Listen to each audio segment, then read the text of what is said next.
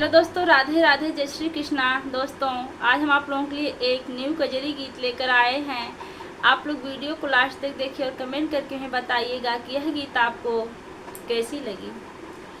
कि अरे रामा सैया निरावै खेत देखत दुख भारी रे हारी। कि अरे रामा सैया निरावै खेत देखत दुख भारी रे हारी।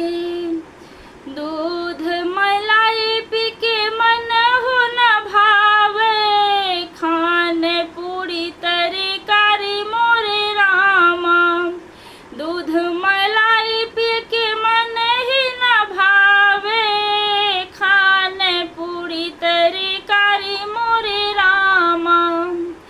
कि अरे रामा तीखा लगा दिहे गारी, कहत दुख भारी रे हारी। कि अरे रामा तीखा लगा दिहे गारी, कहत दुख भारी रे हारी। कि अरे रामा सैया निरावै खेत कहत दुख भारी रे हारी। पैंट शर्ट पी के मन ही न भावे, पैंट शर्ट पी के मन ही न भावे, कुर्ता पहिने धारी मोरे रामा।